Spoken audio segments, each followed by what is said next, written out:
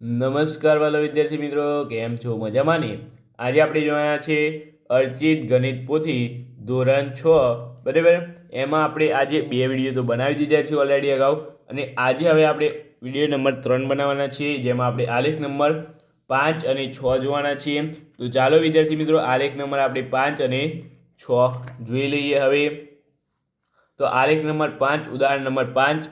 તો અહીં તમને શું કહે છે કે એક શાળામાં ધોરણ 6ના 30 વિદ્યાર્થીઓની મંજૂરી 30 વિદ્યાર્થીઓની મોજણી કરવામાં આવી છે, એટલે કે ગણતરી કરવામાં આવી. જુદા જુદા વાહનનો ઉપયોગ કરીને શાળામાં આવતા વિદ્યાર્થીઓનો ચિત્ર આલેખ નીચે દર્શાવેલ છે. અહીં એક સ્માઇલી બોલ બરાબર એક વિદ્યાર્થી, બરાબર. તો અહીંયા જોવાનું છે હવે કે વિદ્યાર્થીઓની કેટલી સંખ્યા છે. પોતાની કારમાં આવતા વિદ્યાર્થી કેટલા છે? 1 2 3 4 વિદ્યાર્થી. જાહેર બસમાં આવતા 1 2 3 4 5 વિદ્યાર્થી. સ્કૂલ બસમાં આવતા 1 2 3 4 5 6 7 8 9 10 11 વિદ્યાર્થી. સાયકલમાં આવતા 1 2 3 વિદ્યાર્થી. ચાલીને આવતા 2 2 4 5 6 7 વિદ્યાર્થી, બરાબર. તો અહીંયા કહે છે પોતાની કારમાં મુસાફરી કરીને શાળામાં આવતા વિદ્યાર્થી કેટલા? પોતાની કાર એટલે આ રહી, એમાં 1 2 3 4 વિદ્યાર્થી. તો એ લખી શકાય કે પોતાની કારમાં મુસાફરી કરીને શાળામાં 4 વિદ્યાર્થીઓ આવે છે. પછી જે મોટા ભાગના વિદ્યાર્થીઓએ શાળામાં આવવાનો શાનો ઉપયોગ કર્યો છે? તો અહીંયા સૌથી વધુ વિદ્યાર્થી કયા મુસાફરીનો પ્રકાર ઉપયોગ કરે છે? તો સ્કૂલ બસ. તે લખી શકાય કે મોટા ભાગના વિદ્યાર્થીઓ શાળાએ આવવા સ્કૂલ બસનો ઉપયોગ કરે છે, બરાબર ને? ત્યાર પછી અહીંયા છે શાળામાં આવનાર સાયકલનો ઉપયોગ કરનાર કેટલા વિદ્યાર્થી છે? તો એ જોઈ શકો છો તમે, 1 2 ને 3. તો અહીંયા લખી શકાય કે શાળામાં આવવા સાયકલનો ઉપયોગ 3 વિદ્યાર્થીઓ કરે છે, બરાબર. ત્યાર પછી છે શાળામાં કેટલા વિદ્યાર્થીઓ ચાલીને આવી છે? તો ચાલીને આવનાર વિદ્યાર્થીઓની સંખ્યા આ રહી, 1 2 3 4 5 6 અને 7. તો કેટલા છે? 7 વિદ્યાર્થીઓ. તો અહીંયા લખી શકાય કે શાળામાં 7 વિદ્યાર્થીઓ ચાલીને આવે છે, બરાબર. તો એ રીતે આપણે આજે આલેખ નંબર 5 જોઈ લીધો. કંઈ ભૂલ હોય વિદ્યાર્થી મિત્રો તો જરૂરથી નીચે મને કોમેન્ટ કરજો, તો આપણે એનો શોર્ટ વિડીયો બનાવીને તમને એ ભૂલ આપણે કહી દઈશું વિદ્યાર્થી મિત્રો. તો એ છે પોતાની કારમાં એકવાર પાછું ચેક કરી નાખીએ, બરાબર. પોતાની કારમાં કેટલા મુસાફર આવે છે, એટલે કે પોતાની કારમાં મુસાફરી કરીને કેટલા વિદ્યાર્થીઓ શાળામાં આવે છે? તો 1 2 3 4 વિદ્યાર્થી, બરાબર છે. ત્યાર પછી છે મોટાભાગના વિદ્યાર્થી શાળામાં આવવા શાનો ઉપયોગ કરે છે? તો સ્કૂલ બસનો ઉપયોગ કરે છે, બરાબર. એ પણ સાચું છે. શાળામાં આવવા સાયકલનો ઉપયોગ કરતા વિદ્યાર્થીઓ કેટલા છે? સાયકલનો ઉપયોગ 1 2 અને 3 વિદ્યાર્થી કરે છે. ત્યાર પછી શાળામાં ચાલીને કુલ કેટલા વિદ્યાર્થી આવે છે? તો એ 7 વિદ્યાર્થી ચાલીને આવે છે, અહીંયા જોઈ શકો છો તમે. તે જ રીતે હવે આપણે જોઈ લઈએ વિદ્યાર્થી મિત્રો. તો અહીં છે ઉદાહરણ નંબર 6, બરાબર. તો અહીં વિડીયો જોઈ લઈએ. હવે ઉદાહરણ નંબર 6, આલેખ નંબર 6. એક ફેક્ટરી દ્વારા અઠવાડિયામાં બનતી ઘડિયાળોની સંખ્યાની ચિત્રણ આલેખ તમને અહીંયા આપેલો છે.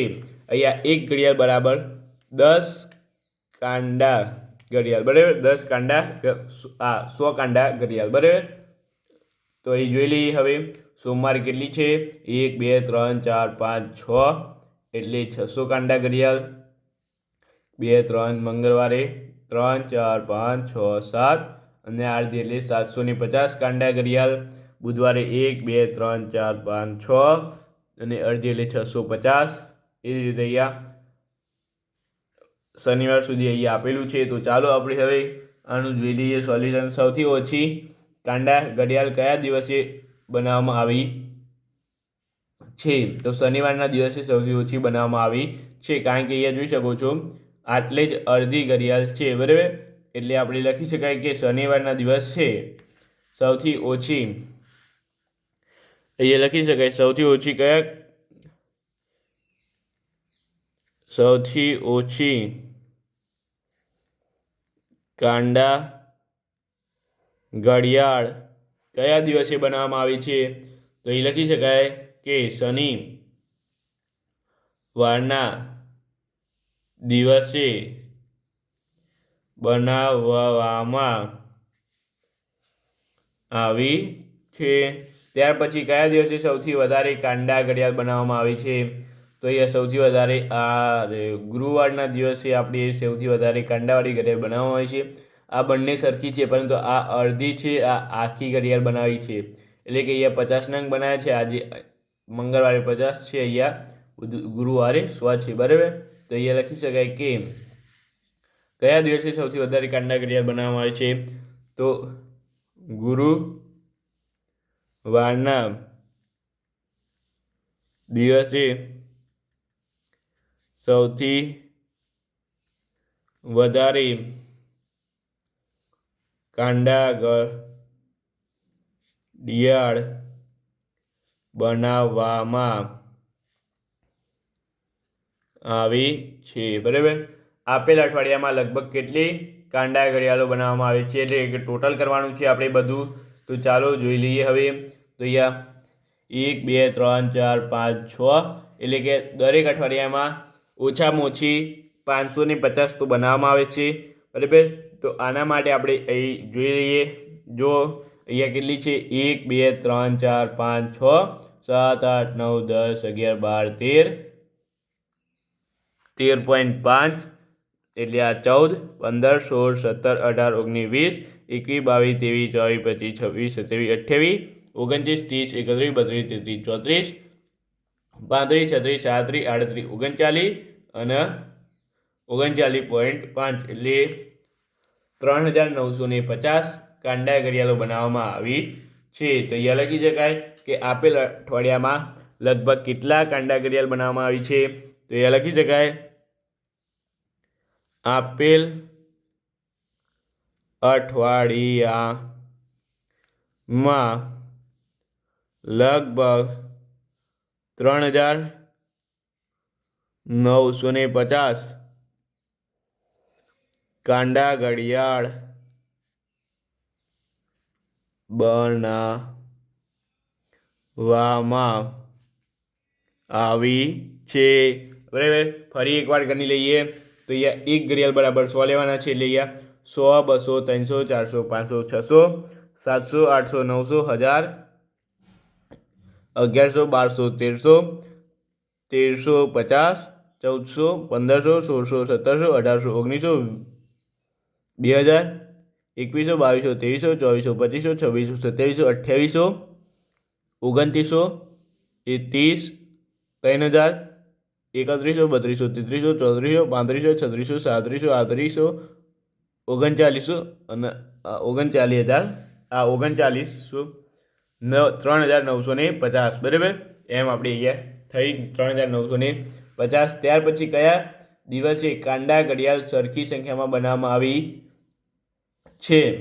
તો અહીંયા છે વિદ્યાર્થી મિત્રો સોમવારે અને અહીંયા શુક્રવારે, બરાબર.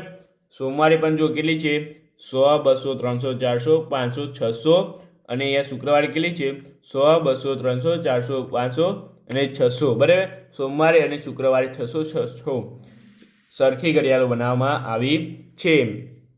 તો અહીં લખી શકાય કે સોમવારે અને શુક્રવારે કાંડા ઘડિયાળ સરખી બનાવવામાં આવી છે. બરાબર. તો વિદ્યાર્થી મિત્રો, ચાલો અહીંયા વિડીયોને એન્ડ કરીએ છીએ. કંઈ ભૂલ હોય તો નીચે કમેન્ટ કરીને અમને જરૂરથી જણાવજો. વિડીયો કેવો લાગ્યો? સારો લાગ્યો હોય તો લાઇક, શેર અને સબસ્ક્રાઈબ કરવાનું ભૂલતા નહીં. તો ચાલો મળીએ ના વિડીયો સાથે. Thank you so much. Video જોવા બદલ તમારો ખૂબ ખૂબ આભાર.